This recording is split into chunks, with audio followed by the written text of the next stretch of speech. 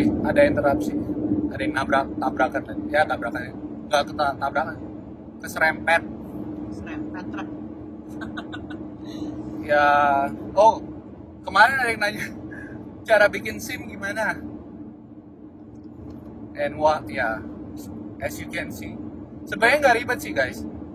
Jadi kalau di Alberta, ini di Alberta doang ya, kalau di provinsi lain beda lagi. Kalau di Alberta itu tuh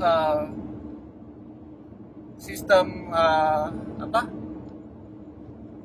SIM-nya, driver license-nya itu start dari kelas 7. Kelas 7 itu cuman teori doang gitu. Jadi tes teori doang. Jadi kalian nanti tes teori itu bayar $17. Tesnya doang ya. Nih, tes ini kadang misinformasinya juga di sini. Kirain kita cuma bayar $17 udah. Enggak sampai di situ. Bayar tesnya $17 buat teori. Dikasih 30 soal ya. Ada time limitnya nggak sih? Kayaknya nggak ada deh. Kayaknya nggak ada. 30 soal, maksimal salah 5. Kalau lebih dari 5 salahnya tetot. Kalian harus ulang. Terus dikasih satu soal yang apa? Iya. Dan dikasih kesempatan satu soal untuk di skip gitu. Jadi total 6 lah ya. Total 6 atau gimana nggak tahu ya. Pokoknya gitu. Nah, kalian bayar $17 nih. Kalau udah lulus, udah nih, ya kan? Kalau udah lulus, udah. Kalian harus bayar SIM-nya lagi. Bayar SIM-nya itu untuk kemarin untuk 2 tahun karena dia sesuai permit aku, permit gua gitu ya. Itu bayar berapa? Bukan, $60 kalau nggak salah. $56. Bukan 90 itu kan. Enggak. Udah nih, ya kan? Terus kalau kalian kelas 7 itu, kelas 7 bilangnya. Ya bahasa Inggris. Kelas 7, kalian tuh harus nunggu minimal 1 tahun untuk naik ke test road ke kelas 5. Untuk road test. Road test itu untuk 1 tahun. Nah, kenapa gimana supaya bisa cepet nih? Nah, ada triknya. Berhubung kita ini kan international student ya, maksudnya ya orang luar gitu ya. Nah, dari Indo kemarin tuh kita udah bawa yang namanya surat keterangan lama mengemudi. Biasanya dibilangnya sih kalau ini statement letter gitu. Itu ada formatnya dan ambilnya di mana kemarin bikinnya? Di Kelantas ya. Di Kelantas ya. Kepolisian lalu lintas ya. Ya, ke tempat yang aku bikin SIM. gitu. Bilang ke polisinya, Pak, saya mau minta tolong nih mau buat surat lama keterangan mengemudi untuk pembuatan SIM di luar negeri gitu. Ya. Biasanya mereka udah ada formatnya.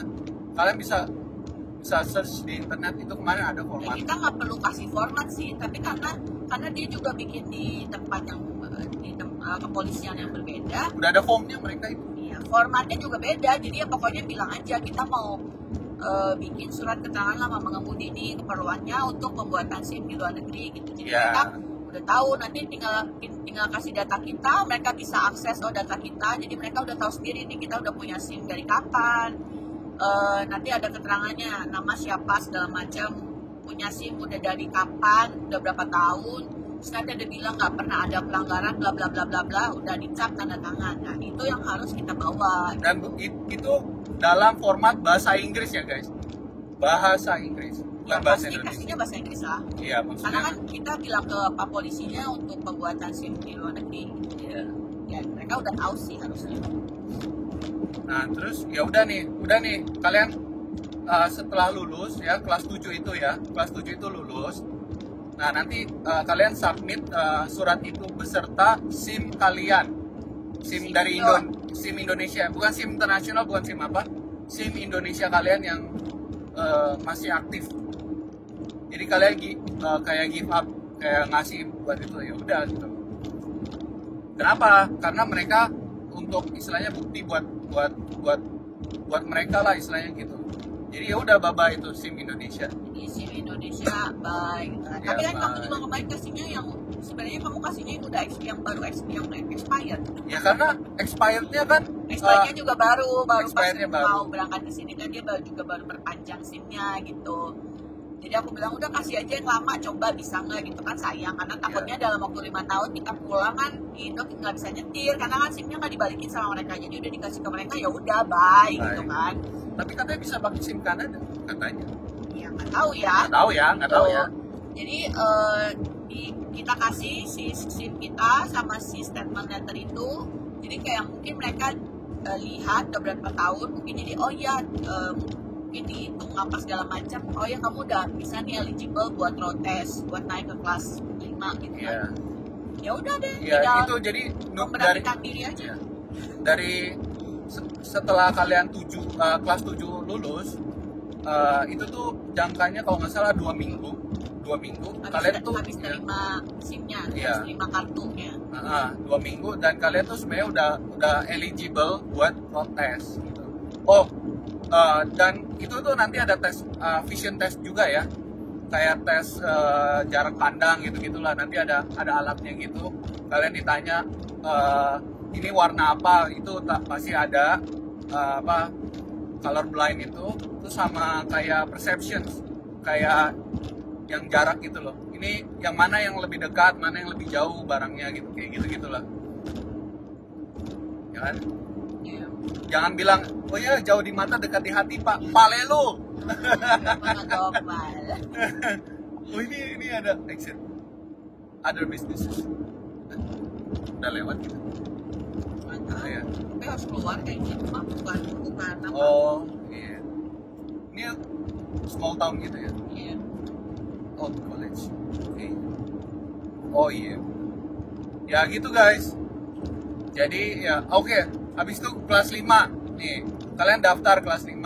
Nah berhubung kemarin awal tahun ini kan si spring ini si Alberta tuh meniadakan namanya GDL, Graduated Driver License. Jadi kelas 5 itu ada 2 license, satu yang GDL, satu yang advance. Nah yang advance itu berarti kalian tuh udah, bedanya tuh cuman kayak satu, kalau yang masih GDL, yang masih pemula, kalian nggak boleh nyetir dari jam 12 malam sampai jam 5 pagi. 11 malam sampai jam 5 pagi kalau nggak salah. Nah kalau yang yang udah advance, kalian tuh boleh nyetir 24 jam lah. Bedanya kalau nggak salah di situ doang. Kalau nggak nanti gue cari tahu lagi deh. Nah tahun kemarin itu juga kita, bukan tahun kemarin, awal tahun ini gue itu tesnya yang GDL. Kenapa GDL? Karena lebih murah. Kalau nggak salah biaya tesnya tuh $90 kalau nggak salah. $90 tuh yang GDL. Yang advance-nya itu kalau nggak salah $120 kalau nggak salah. 120 apa 100? Ya kayaknya $120 ya. Kan mahal ya. Makanya kenapa di Alberta ini banyak yang pengemudi itu cuman punya yang GDL, karena kenapa? Karena lebih murah gitu loh. Dan bedanya cuman itu doang. Nah tesnya pun juga beda guys. Kalau yang GDL yang pemula itu tesnya cuman di city road dalam kota gitu loh.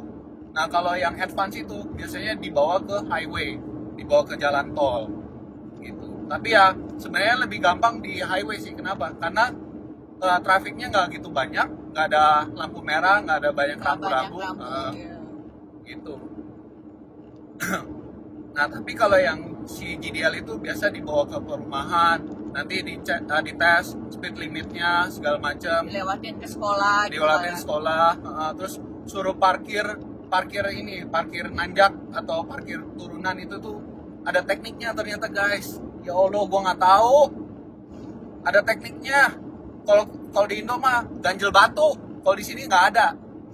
Kalau di sini nggak ada ganjel batu. Ya gitu, pokoknya ada tekniknya, kalian bisa cari tuh di video. Nah jadi kemarin sebelum protes itu ya, gue udah nonton tuh video-videonya itu gimana, terus pakai Google Street View buat liatin jalur-jalur yang dilewatin tuh nanti tuh gimana. Jadi gue cari tahu nih, kan gue mau tesnya di lokasinya si yang registrinya ini ya. Nah si registrinya ini apa ya di situ kayak pasti area-area segitu di sekitar situlah ya tesnya registrinya gitu ya. Terus nah kebetulan kan kita nggak punya mobil nih ya kan, akhirnya kita harus sewa mobilnya dia, sewa mobil kecil gitu, bayar lagi $60.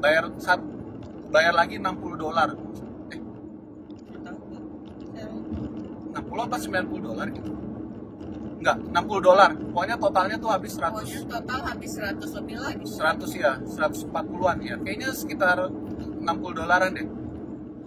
Cuman sewa buat mobilnya itu. Udah gitu mobilnya mini lagi. Udah gitu tesnya cuma 15-20 menit lagi ya Pak? Iya, tesnya cuma 15-20 menit.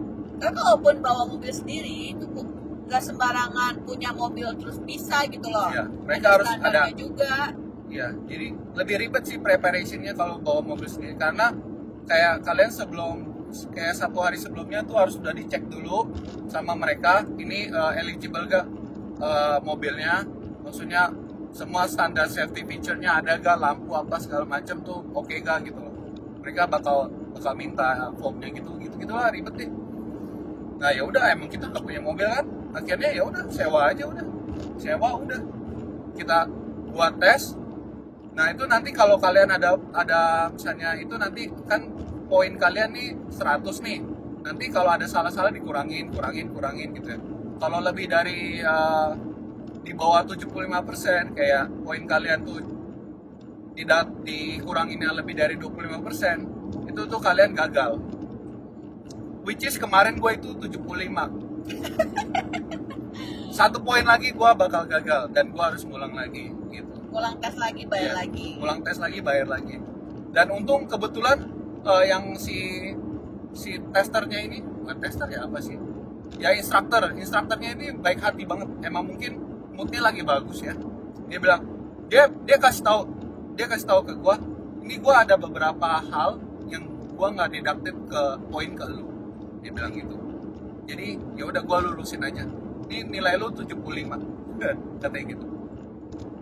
Oh, enggak. Salahnya 75 guys, sorry. 75 poin. Lebih 0 itu bagus, 75 itu bad. Jadi kalau 76 itu gue udah gagal. Sorry. Kalau poinnya lebih dari 75, ya. Jadi itu fail. Ya, gitu. Jadi kalau kalian speed limitnya berapa, nanti poinnya tambah 10, tambah 5, tambah 10, tambah 5 gitu-gitu sampai accumulate sampai lebih dari 75 tuh kalian gagal. Udah. Gone.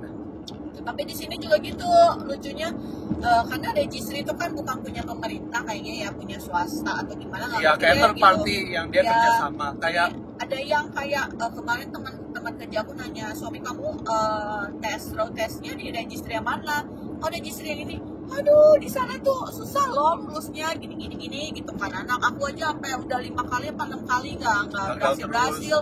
Akhirnya ada yang bilang udah ke registry yang itu aja, sekali langsung lulus gitu. Iya, banyak cerita yang kayak gitu sih. Ya jadi ya begitu, kalau di Alberta ada yang namanya registry. Nah kalau untuk itu buat semua ada ya, buat kayak bikin health card, bikin apa lagi kayak bikin terus health card, kayak insurance mobil, apa segala macam gitu. Jadi larinya ke sana semua registry, gitu. Ya. Kayak daftar mobil, kayak perpanjang pajak mobil, bikin plat mobil, semua segala macam tuh semua di registry guys. Kayak hampir all in one lah di sana. Iya, gitu. jadi tanah pun surat tanah gitu juga ada guys. Mereka. Kalau di Alberta tuh begitu sistemnya. Namanya registry. Gitu. Tapi kalau di provinsi lainnya nanti beda lagi. Gitu. Ada yang dia langsung ke pemerintahnya, ada yang kayak mungkin kayak situ ada gitu. Oh ini gitu guys. Jadi kalian harus cari tahu. Tapi kalau yang di Alberta kebanyakan seperti ini gitu. Bukan kebanyakan ya seperti itu Pak. Bukan kebanyakan ya, seperti ini emang. Gitu. Jadi ya begitulah. Ya, terus akhirnya ya beli mobil, dapat mobilnya juga murah, puji Tuhannya murah ya, nggak kayak cari-cari tuh, wah sampai 10.000, 20.000 ya Allah mahal banget. Dan kebetulan kita dapat yang murah.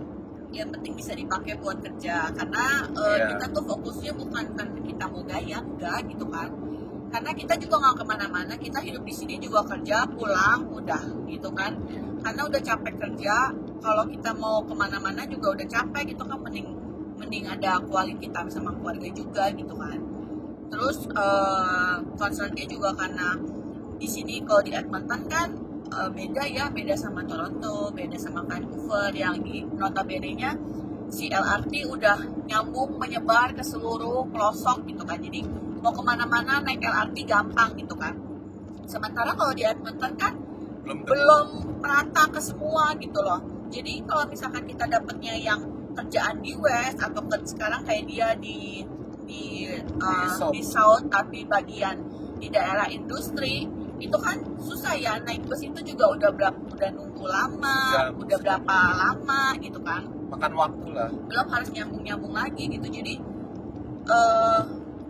lebih terbatas gitu. Kalau kita ada kendaraan sendiri kan kita dapat kerja di mana ya udah hayu aja gitu. Jadi ya kita ambil positifnya itu gitu pengennya. Jadi kalau misalkan ada tawaran kerja kayak gini ya udah nggak pusing, aduh gimana ya cara ke tempat kerjanya gitu loh. Jadi ya lebih hemat waktu, lebih hemat energi gitu kan. Peluang mau kerja di mana aja juga lebih bisa diambil gitu. Iya betul. Jadi lebih concernnya ke sana gitu. Soalnya rata-rata di sini juga orangnya semua commute-nya rata-rata, kalau kebanyakan mereka dari luar kota itu pasti mereka naik mobil gitu. Belum ada kereta yang kayak KRL gitu-gitu mah nggak ada. Di sini kalian ya kalau kalian tahu nih, ini padang rumput nih. Ini semua nih padang rumput, kagak ada apa-apanya. Benar-benar susah gitu. Emang istilahnya punya mobil di sini tuh sangat membantu sekali ya. Membantu banget gitu. Apalagi kalau lagi winter, ya Allah. Kita udah 2 kali winter lah ya. Iya. Itu menderita banget kalau nungguin bus. Nungguin bus, karena kalau winter itu kan busnya juga jadi lebih lama, agak lebih sedikit gitu kan, jadi lebih telat gitu. Sudah gitu, kalau kalian tahu ya, halte busnya itu tuh ada yang cuman tiang doang, ada yang sama tempat duduk. Kadang kalau hoki dapat yang ada penutupnya, tapi ya most of the time biasanya cuma tiang. Sama aja, penutupnya juga nggak ada penghangatnya gitu di dalam. Iya.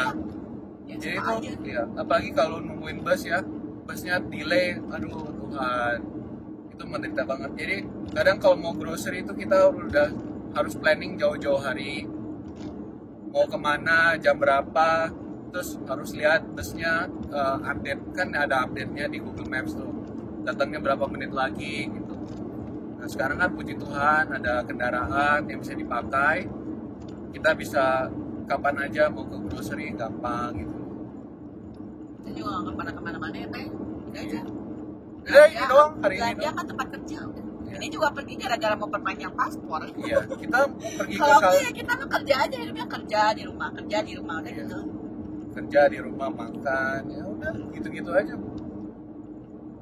Gaulnya daerah-daerah situ doang. Gaulnya ya sama teman kerja gitu, udah gitu. Tapi kan di luar tempat, di luar habis kerja juga kayaknya gimana ya, karena kan kalau di sini tuh kita kerja udah capek gitu kan, jadi kayaknya terus masing-masing udah punya keluarga sendiri, jadi kayak emang hidup di sini tuh kayak life balance banget gitu, kayak kita kerja abis itu ya udah waktunya kita sama keluarga gitu.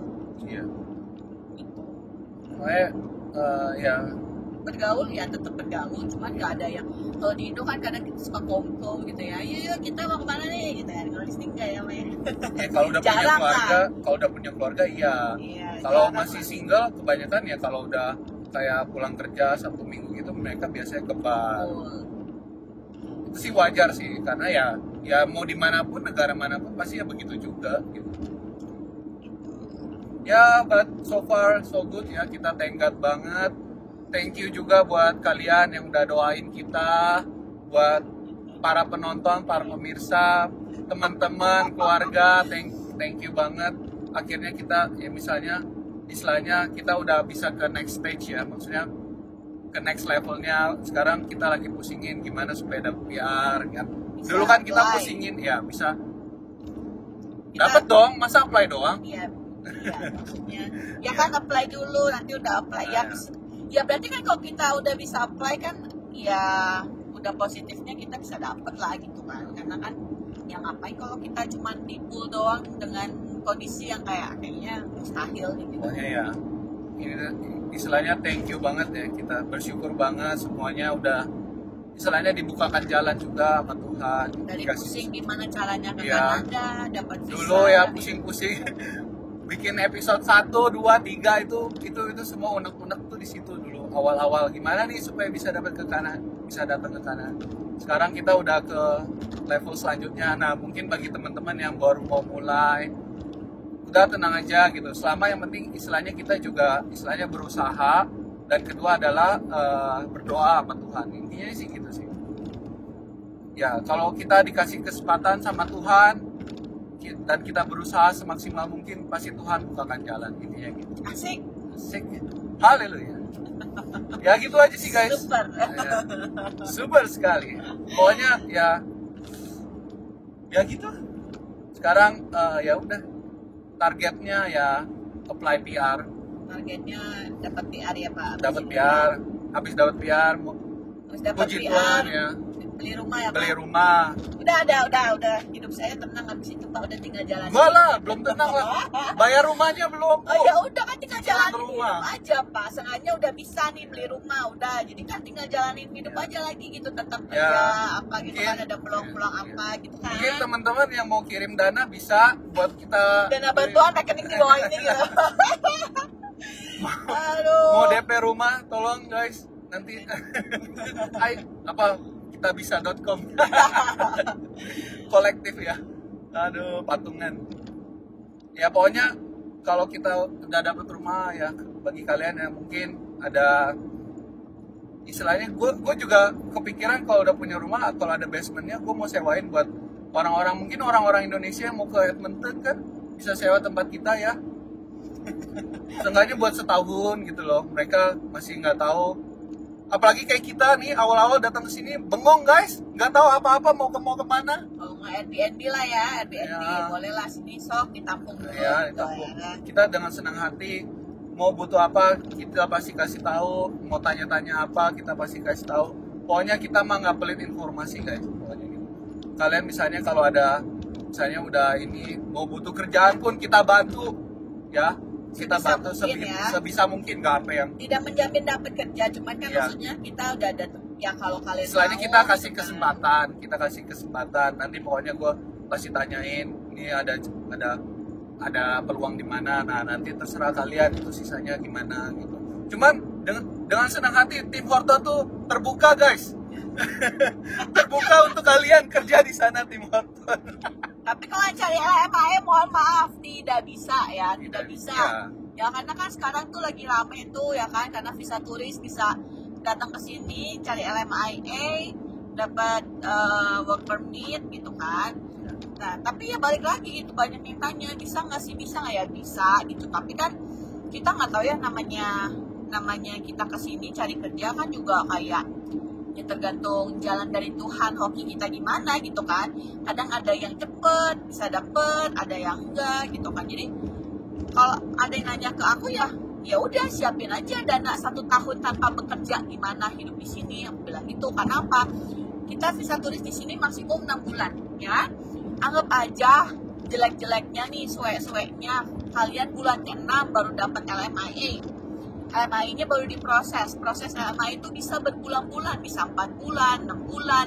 Kadang kalau ada problem atau merekanya lagi ada backlog atau apa gitu, apa namanya? Ya backlog atau apa gitu kan, bisa lebih, ada aja yang lebih dari itu juga gitu. Jadi sejelek-jeleknya ya ada nggak gitu modal 1 tahun hidup di sini tanpa bekerja? Kan. Kalau punya ya udah silakan gitu loh, silakan gambling datang ke sini cari LMIA gitu kan. Ya kita sih bisa kita ya bantu tanya ke misalnya kenalan kita yang kerja di mana, ada buka open LMIA nggak di sana. Kalau nggak ada ya apa boleh buat gitu kan, kita juga tidak bisa memaksa gitu kan. Gitu. Karena balik lagi di sini tuh apa-apa tuh kalau bisa tuh referensi gitu kan. Kita kayak udah punya work permit nih, mau lamar kerja di tempat baru aja harus ada referensi gitu kan. Apalagi LMAE yang dimana perusahaan akan mengontrak kalian 2 tahun gitu kan. Jadi kan mereka juga akan lebih selektif dong. Karena ibaratnya saya sebagai perusahaan mempekerjakan kalian 2 tahun. Kalau dapat jackpot, bagus, perusahaan untung. Kalau dapat zonk, kalian ternyata nggak bisa kerja, males, atau yang jelek-jelek gitulah, yang nggak produktif, nggak ada kompetennya, nggak ada kompetensinya. Jadi perusahaan juga rugi kan, nahan kalian 2 tahun gitu loh. Dan biayanya tuh nggak murah loh guys, LMAE itu nggak murah. Karena kebanyakan juga kalian yang bayar sendiri gitu loh proses LMAE-nya. Jadi dari perusahaan akan nunjuk agensi, ya bayarnya kurang lebih berapa ya, bisa 5.000 lah, 5.000 lebih lah gitu loh untuk bayar itunya ya. Belum biaya hidup kalian juga gitu ya. Kalau dihitung-hitung sebenarnya mungkin lebih murah daripada kalian sekolah. Cuman ya gambling juga gitu, nggak ada kepastian kalian dalam 6 bulan itu kalian bakal dapet apa enggak gitu. Intinya sih seperti itu. Gitu. So ya kalau mau coba ya silakan gitu kan. Betul. Nggak menutup kemungkinan kalian untuk maksudnya dapat gitu. Maksudnya pasti ya nggak ada salahnya untuk dicoba gitu. Kita nggak pernah tahu kan kalau kita nggak pernah coba gitu. Cuman istilahnya chance-nya mungkin lebih kecil, iya betul. Karena ya kan ingat ya, yang datang ke Kanada tuh bukan cuma kita doang guys, banyak banget. Karena ya emang ya semua orang ya kalau ada kesempatan mau ke Kanada ya pasti mereka ambil dong, bener nggak? Dari seluruh penjuru dunia. Wow, what is that? Ya, jadi ya udah gitulah intinya. Resumenya kalau saya sih 1,5 tahun di sini happy aja, betah tinggal di sini gitu kan. Dibilang capek ya capek apa? Capek secara fisik karena beda ya, kita kerja di Indo sama kita kerja di sini kan beda. Jadi kalau di sini kita kerja capek fisik, tapi bayarannya dolar. Yang saya rasa bukan masalah bayaran dolar, tapi maksudnya yang saya rasakan di sini secara fisik capek, tapi secara mental itu jauh lebih sehat gitu rasanya di sini. Jadi ya udah gitu. Karena apa? Karena kerjaan nggak dibawa pulang ke rumah satu. Kalau udah waktunya pulang, sini pulang. Karena kalau lebih dari itu perusahaan rugi karena mereka harus bayar overtime. Oh gitu, udah pulang. Iya, kadang diusir. Nggak boleh. Ini udah jam segini, udah jam 2, pulang. Digituin guys.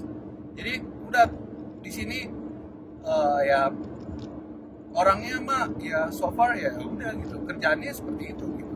Ya kalau kita sakit pun atau apa tinggal bilang aduh hari ini aku nggak bisa kerja ya sakit, oke, udah that's it gitu, nggak pakai surat dokter lah, nggak pakai ditanya ABCDE lah gitu.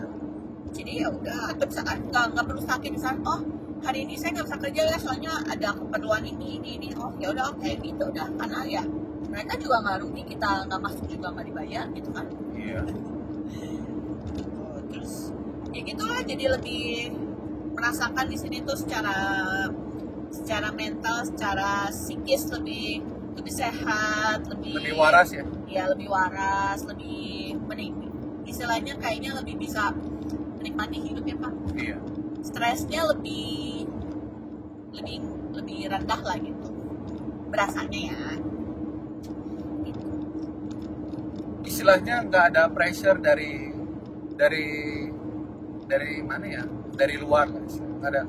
Ya dari segi kehidupan lah, misalnya kalau di Indonesia kan gini ya, sekolahin anak masuk sekolah udah berapa, belum biaya uang sekolah bulanannya gitu kan, belum kita di Indonesia tuh asuransi udah berapa apa segala macam, jadi biaya itu yang pusing kita harus keluarkan tuh kayak bikin pusing gitu. Kalau di sini kan kayak kita anak sekolah sampai SMA kita udah nggak usah pusing gitu, kita bisa nggak ya sekolahin anak sampai SMA misalkan gitu ya, sejelek-jeleknya gitu kondisi kita. Kalau di Indo kan bisa nggak ya kita sekolahin anak itu sampai SMA ya, bisa nggak ya gitu kan. Kalau di sini kan at least anak tuh pasti bisa sekolah sampai SMA gitu kan. Sebenarnya ini lucunya karena kenapa? Karena sebenarnya tuh kita udah bayar gitu loh, udah bayar untuk sekolah anak, untuk bayar jaminan kesehatan itu di dari pajak. Jadi duit yang kita terima nih, gajian kita itu sebenarnya udah dipotong pajak, dipotong pajak itu buat semuanya, buat healthcare, buat sekolah anak, buat infrastruktur apa segala macam gitu. Makanya kenapa pajak di sini lumayan gede gitu. Cuman kadang ya udah gitu, tapi yang pajak yang kita bayarkan itu tuh kita terima manfaatnya, istilahnya gitu ya. Satu di situ poinnya. Ada yang kembali lah sebagian gitu ya. Apalagi ya, kadang ada tax return. Nah itu juga enak gitu. Ada tax return, ada terus GST. Ada GST dari belanjaan, terus ada climate incentive apa segala macam. Ya. Kemarin baru dapat ya Pak ya, tiba-tiba kayak. Terus ada child benefit lagi. Ya. Ada dapat duit tiap bulan. Terus nanti ada program apa ini yang kayak kebakaran aja dapat duit lagi. Tapi kita nggak dapat duit ya. Ya karena kita nggak tinggal di daerah sana. Iya. Tapi maksudnya. Pokoknya mereka tuh cepat gercep iya. banget. Buat ngasih duit ya, buat ngasih pertolongan lah. Nah ya walaupun potongan teks besar, tapi maksudnya manfaat yang kita terima tuh juga besar. Dan ya suami istri kerja ya masih bisa nabung lah gitu, masih cukup gitu, lebih gitu untuk kita bayar hidup dan ada tabungan gitu kan. Buat nabung biaya hidup. Lihat menten ya. Lihat menten ya saudara, ingat. Kemarin Bang Panda ngepost buat beli rumah di Edmonton tuh minimal penghasilan setahunnya tuh berapa. Itu tuh kalau nggak salah 54.000 kalau nggak salah. Kalian bisa cek di Daily Hive Edmonton. Suami istri kerja mah bisa. Suami istri kerja bisa gitu. Minimum wage pun bisa gitu. Bisa, cuman agak mepet aja gitu. Maksudnya tabungannya nggak gitu gede. Cuman emang bisa ya Bi ya? Bisa banget. Ya karena beli rumah juga tergantung kalian mau beli apa, mau beli apartemen ya lebih murah harganya, mau beli townhouse juga lebih murah harganya. Gitu kan. Terus ada bantuan dari pemerintah juga buat first time home buyer, kayak mereka bakal kasih subsidi gitu, bantu kalian. Pokoknya banyak deh program pemerintahnya gitu, itu banyak banget. Jadi kalian gak usah takut, ntar gue bisa hidup gak ya? Bisa. Ya, asal nggak males ya bisa. Asal nggak males pertama, kalau asal cuma hemat. Mau enaknya doang, kerja juga milih-milih gitu. Kerja milih-milih ya. Susah. Iya. Intinya untuk kalian harus prepare, istilahnya nyampe di sini tuh bukan kalian tuh udah tenang, enggak. Belum tenang. Tapi pasti ada capeknya. Pasti kalian berusaha lebih keras lagi daripada kalian di Indonesia ya. Percaya deh. Pokoknya jangannya sesuai yang biasalah. Pokoknya kalau udah mau pindah ke sini tuh harus kayak udah siap mental, siap bantingnya gitu loh, mentalnya tuh harus disiapin. Kalian tuh di sini tuh bukan yang enak-enak aja gitu. Kalau cuman bayangin yang dapet enak-enak aja, semua juga bisa. Semua juga happy aja. Cuman kan harus bayangin juga, kita nanti kerja capeknya tuh gimana, kita yang nggak biasa kerja kayak gini terus kerja harus 8 jam berdiri, belum kan double job, total bisa 12 jam, 15 jam berdiri kerja gitu kan, capeknya kayak gimana. Awal-awal tuh nginjak kaki, nginjak lantai aja berasa nyut. Maksudnya udah disiapin aja gitu buat worstnya gitu loh. Siapin koyo yang banyak. Siapin koyo yang banyak. Ya bayangin yang enak-enaknya gitu kan. Ya kalau dapat bonus, kalau dapat yang enak-enak ya itu mah bonusnya aja gitu. Cuma ya kita di sini kalian ngelihatnya wah enak ya, udah lulus, kapal udah bisa beli mobil, enggak gitu. Ini mah kita mobilnya sponsor ya guys. Sponsor. Kebetulan ini sponsor.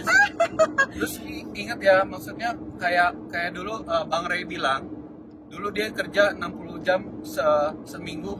Terjadi pada saya. Terjadi guys. Emang pada kenyataannya seperti itu. Kerja tuh bisa 60 jam sebenarnya balik lagi lah ke masing-masing orang ya. Kalau saya kemarin sempat pas double job, kerja malam jam 10 sampai jam 6, jam 7 lanjut lagi di superstore sampai jam 12, kadang sampai jam 1 sampai jam 2. Jadi total bisa 15 jam kerja gitu kan. Pernah 3 hari berturut-turut, jadi dalam 3 hari itu sudah 40 jam total kerja gitu kan.